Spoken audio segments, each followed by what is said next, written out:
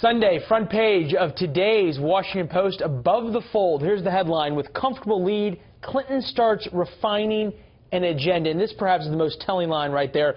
Planning quickens as polls suggest defeat of Trump. Joining us now to talk about it, Karine Jean-Pierre of MoveOn.org, which had originally endorsed Bernie Sanders, and radio host Ethan Behrman, who identifies as libertarian, says right now he's likely to vote for a third party. You know, you get the picture, guys, that the Clintons have been in the White House before, so they may not need to actually measure for the drapes. But, Karine, is this a little early? Well, look, 78 days left until November 8th election, and look, we cannot be complacent. Democrats cannot afford to be complacent because 78 days is actually a lifetime in politics. So we have to remember these polls are a snapshot in time. They will go up, they will go down, and so that's something that Democrats need to be really remember. You know, even you look through this article, Hillary Clinton's increasingly confident campaign. Clinton has started ramping up for a presidency. Is there a real risk here of the Clintons becoming way too confident and then Democratic voters going, well, you know, if they're this confident, we don't need to show up come Election Day? Oh, there's no question that that's a big concern. If I was a Hillary supporter, that would be my greatest fear, is that overconfidence. And of course, she wants to project an image of competence and strength, so that's part of it for her, is the optics of it. But ultimately, if Donald Trump can keep himself restrained and let some of these scandals actually take over the headlines for a while, maybe Hillary Clinton won't be so far ahead. Karine, Ethan makes an interesting point here, because for the past couple of days, Donald Trump has spoken from a teleprompter. He hasn't said anything that's grabbed big-time headlines. Do Democrats sort of talk about this idea? There's Trump with one of his teleprompters. I think that is in Fairfax, Virginia. Do Democrats worry, though, about what happens if Donald Trump gets on message and starts just blasting Hillary Clinton over things like her email server, over the continuing questions of the Clinton Foundation?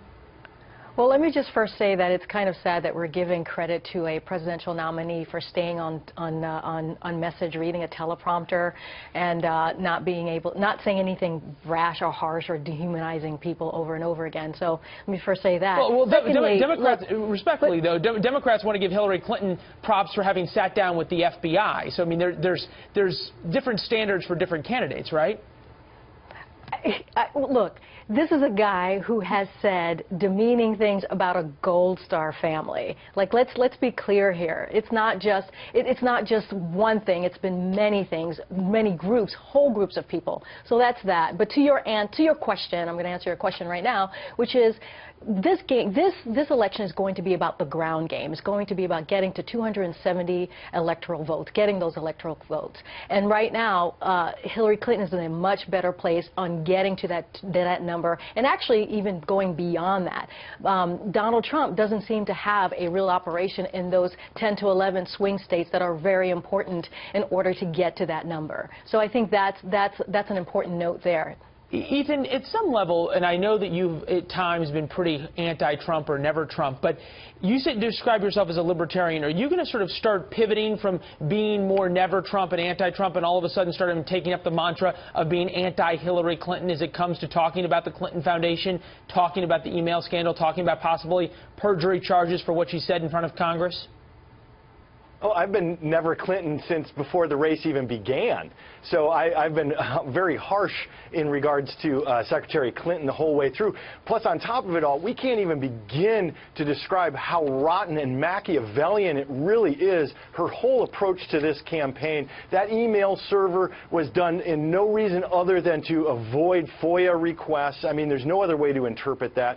You know, the pay-for-play with the State Department. We have scandal after scandal, plus the DNC actively working against Bernie Sanders, you know, and working for Hillary Clinton. The number of scandals are endless, and that's my point, is if Trump can actually stay in the shadows for a little bit, as opposed to spewing shadowy language, stay in the shadows, these scandals would actually rise up. And it's important to note, too, Leland, that a lot of these polls, there's a USC Dornsife poll that kind of measures the strength of the support of the voters who claim that they're for Clinton. She actually has the weakest supporters. Trump has the strongest supporters, so she has the most to potentially lose as well. All right, Karine, Ethan, appreciate you guys being here. Come back sometime soon. Thanks, Leland. All right, take Thank care, you. guys.